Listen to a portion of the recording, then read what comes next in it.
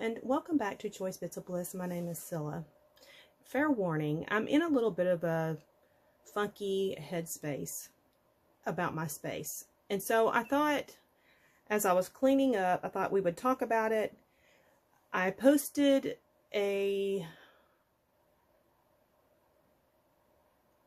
just a little question in Love RTS and in the Crafty Low and No Spend group about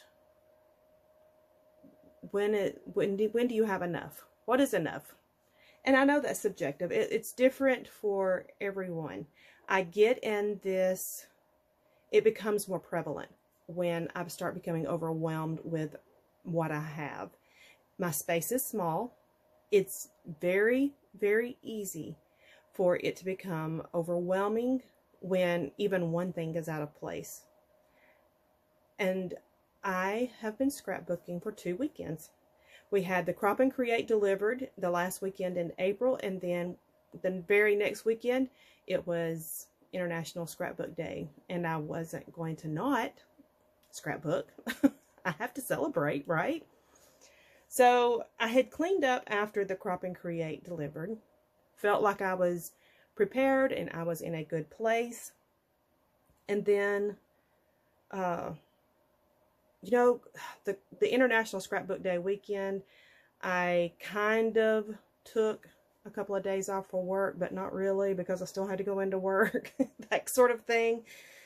But I was grateful. I was grateful that I had chunks of time each day, even though I had to go into work. I had chunks of time that I could dedicate to scrapbooking, and my husband was on board with it. He did ask me out on a date for Friday night, and we had a great time. It was wonderful. I still love dating him. He is I'm really glad I married him. He is just like the best person. Down here in front of you, I have this pile. This is actually, this is what I created for the Crop and Create weekend. It is 22 layouts plus a mini flip book, and then this little one sheet wonder kind of thing where it flips out and you create this little flip book. That's made with one piece of cardstock, by the way. And I have this stack that is from the International Scrapbook Day weekend, and it is 19 layouts. I've been creating a lot. And I love it. I love it, love it, love it. Then the aftermath hits me. Oh my gosh, I've got to clean all this up. And where did I have it in the first place? I've got to put it back up. And what am I going to do with all of these layouts? Because I don't have albums ready. And I'm going to have to create some mail pieces, because like this album, this layout, not album. This layout goes to my niece. You know, I've just created more work for myself. And I don't want to sound like I'm being ungrateful. I am not ungrateful. I am very, very grateful. I just kind of wanted to go through the talking points of what goes through my head, because I know I'm not alone. I know that there are others of you who feel similarly and who are in a similar mindset. I had commented on someone's post that when I'm getting boxes in, I'm getting to the point that I feel a little panicked instead of excited. That's a huge, huge shift for me. Now, I was on a freeze from the month of December, January, February. I did spend at the end of February a small amount. And then I spent in March. I was allowed to spend my Christmas gift in March. And I shopped. I was supposed to have gone back into a freeze in April, but I didn't. Full disclosure, I shopped for a couple of things on Amazon. And it would be really easy for me to say, oh, that was for household stuff. No, it wasn't. It was scrapbook stuff. And I need to own it. You know, I need to stop doing these little lies to myself, because it comes into my space, whether it's something that, like doilies, I wanted some different color small doilies, and I bought them on Amazon. Didn't need them. I could have used my ink and colored them, you know, whatever. I could have done something. However, it's done, and they're in my space. Well, I have a place to put my doilies, so that's good. I was able to immediately put those away. And then came the sales for International Scrapbook Day, and I had already told myself, I'm going to shop. Guilt-free, I'm going to shop for International Scrapbook Day, and I'm going right back into another freeze. But now I'm thinking, oh, those boxes are going to start showing up for real. They're going to come to my house because I put my address on them, and geez-a-loo, what am I going to do? I'm going to get in a better headspace. I promise you, I am. I'm not going to feel this feeling of overwhelm always. Melissa Justice said something that was like, yes, I get what you're saying. So she kind of commented that, you know, it's situational. It's when things aren't put away, it starts making you feel overwhelmed. And that's exactly what's happening to me this weekend. I'm overwhelmed because I've been working. I've scrapbooked a lot and I've gotten a lot accomplished. I'm so happy about that. But oof, now I got to put these up. I've got to get albums ready. I've got to, and it's just another thing that we have to do for our hobby. Albums are life. It's what we have to do. So I'm going to do, I've been rattling on about all of this. I just wanted to talk about my headspace. And then I'll do a quick flip through of, this is going to be super quick. I don't want to dwell on this too much because it will take forever. This is the projects that we completed for Crop and Create Delivered. So this was Virginia Neville's class, and she used one piece of paper and a couple, I mean, you know, this is like the flip side, and we decorated with what was left over. I think we ended up having a sticker sheet and 3 pieces of patterned paper to play with. It just is really cute. This is a class that was taught by, my brain just went blank. Y'all know how I do this.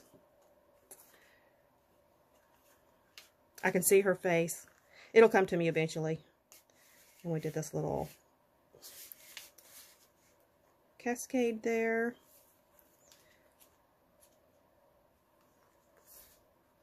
We've got these tags and journaling places. She worked for Simple Stories, and she doesn't anymore. And she teaches just great classes, great album classes. Jenna Eubanks. I knew it would come to me eventually. I'm sitting here in my brain looking at her face. I was like, I can't think of her name. I love this detail. So she took, this was a 3x4 card that we cut out, and we used that to create a pocket. Is that not the coolest thing? I love that. I just love that little detail.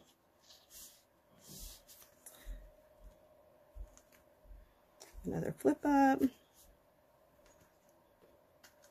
And this is a flip out. And then it flips, you see them this side. And then we've got a little pocket back here on the back flap. So that was a lot of fun. Then these were the layouts, and I'm going to put them over here. We'll look at them and just flip them. This was leftovers from Virginia Neville's first class, from this class. So we had leftovers, and she just really quick threw together a layout. This was Victoria Calvin's class, and I was just amazed at how we used 1, 2, 3, 4, 5, 6 pieces of cardstock. It's very colorful, but it totally worked. This was Becky Adams' class.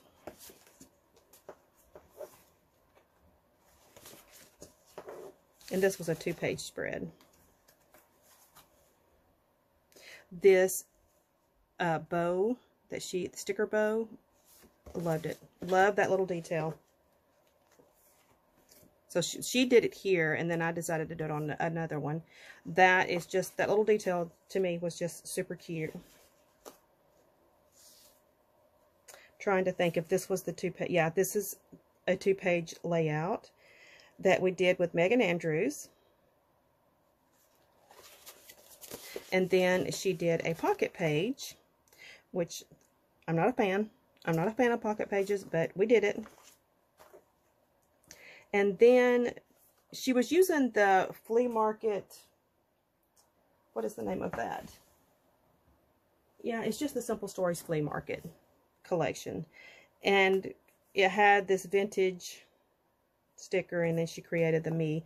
So she wanted us to take an older photo of ourselves. And this is me with my dirty shirt. I don't know what I had gotten into that day. And my brother. This is a very, very old photo. I am vintage. I'll own it. This is from Vicki Booten's class. So she did 3 two-page layouts, and I opted to not put photos on any of mine. I just made the layouts. Oh.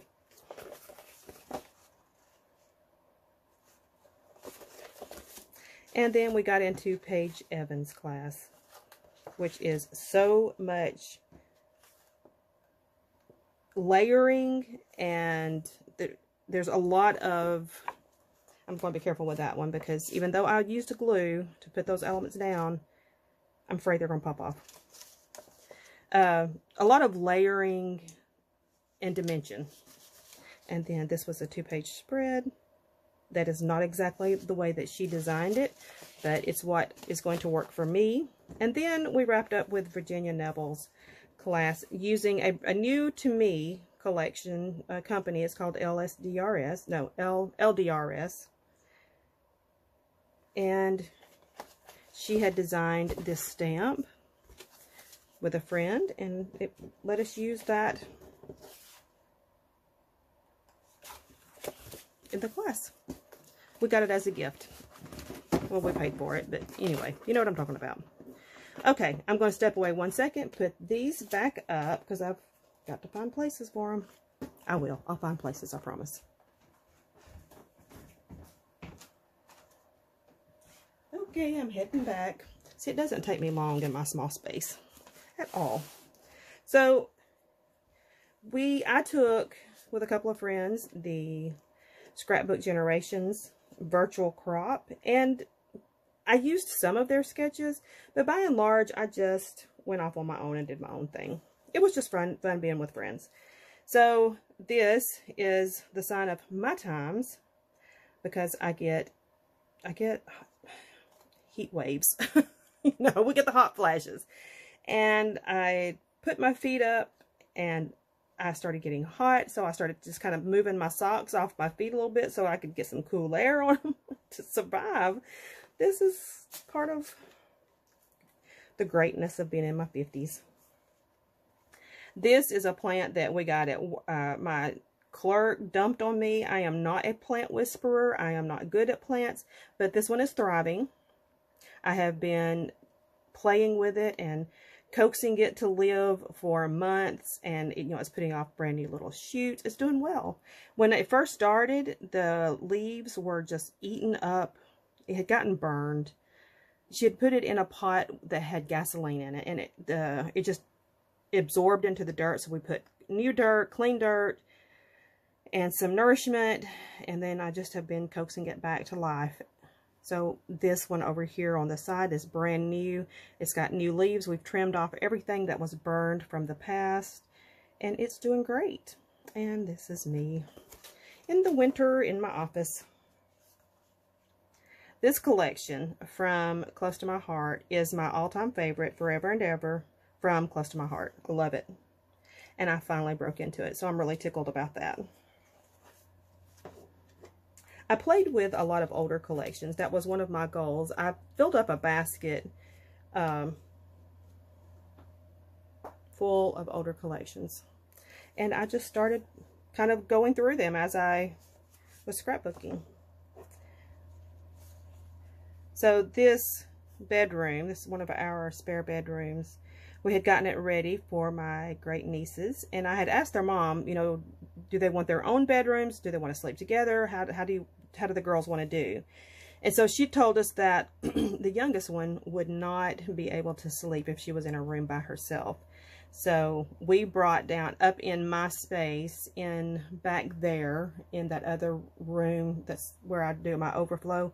We have this twin bed, and back in the other room we have a day bed.